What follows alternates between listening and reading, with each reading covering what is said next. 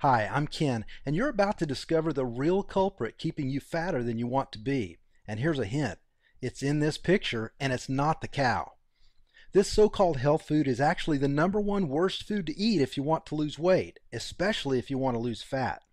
Because if you eat these foods, your body releases a torrent of bad hormones. Hormones that convert the food you eat into pure fat. Hormones that inflict cellular trauma and eventually lead to serious illness, even death. You'll also learn the real key to finally sculpting the body you desire. Watch this presentation all the way to the end, and you'll also find out why eating more of your favorite foods and spending way less time working out will actually get you better results, faster. Results you'll see in the mirror, feel in your waistline, and hear from your friends as they beg you, "Tell me your secret." Plus, I'll reveal specific foods which trigger your body to release a flood of fat-melting hormones, hormones that chemically break down fat, literally dissolving years of stubborn fatty deposits from your body at a cellular level to burn them up as fuel. These same hormones restore youthful energy levels, reverse aging, and bottom line, they create strong, healthy humans by unlocking your body's dormant genetics, which I'll explain later. Best of all, you're not required to take any dangerous pills, go on a starvation diet, or do anything that's unhealthy or extreme. By the end, you'll see exactly how to make your weight loss easy, automatic, and permanent by breaking most of the weight loss wisdom you've been taught since childhood. The rules that turned America into the fattest nation in the world. So pay attention because, well, look, you need to hear this because if you eat these types of foods and get everything else right, you'll still never lose fat. But the worst part is they're a threat to your life. So listen, you need to watch this now because I don't know how long I'll leave all these valuable tips up for free. And if you think you've seen it all, heard it all, and tried it all to lose weight, I guarantee you've never seen anything like this before. I promise you'll be pleasantly surprised when you see just how easy it is to follow these tips to a thinner, fitter you. One tip in particular will completely astonish you. These are the exact tricks that I used to personally lose 31 pounds of pure fat from my midsection. Then I shared them with my mom, dad, and brother, and they lost a total of 164 pounds between the three of them. More on that later. Now remember, I'm about to share exactly how to strip away all those ugly pounds of fat faster than you ever imagined possible, and even more little-known tips for dropping fat by eating more and working out less. First though, I'm going to share a story with you that's very difficult to relive. You'll see why in a moment. So do me a favor, if you aren't serious about losing weight, stop watching now.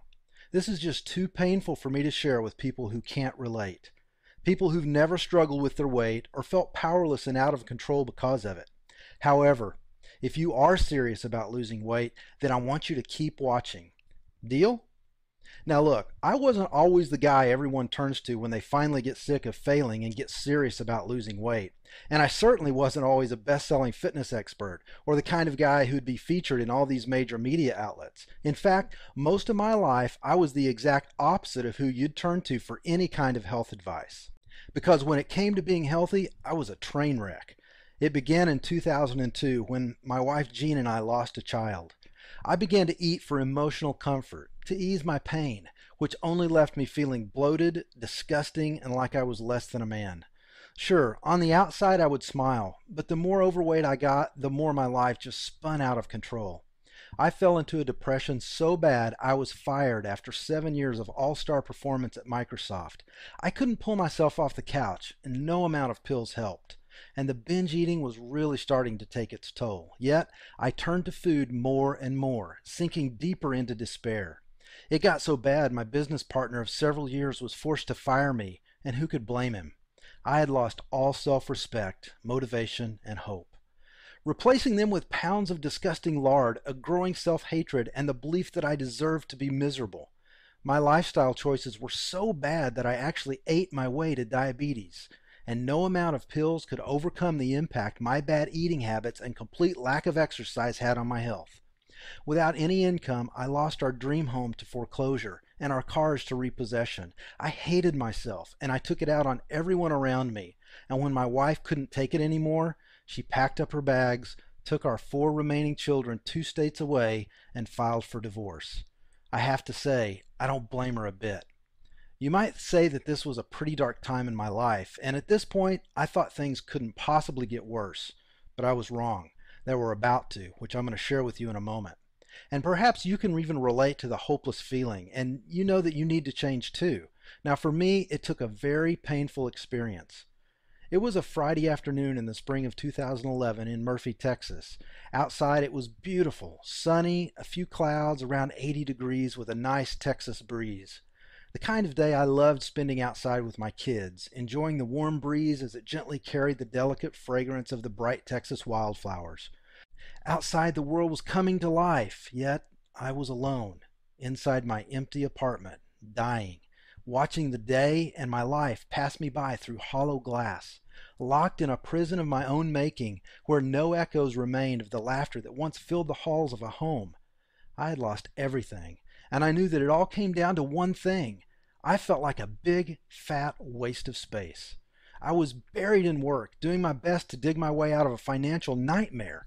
It felt like I was working inside of a pressure cooker because all of my clients needed all of their work done right now. And here I was, just one guy, alone. Sitting at my desk, the waistband in my size 38 shorts was stretched to the max, and it was digging into my skin because, well, I refused to go buy the size 42 shorts I should have been wearing.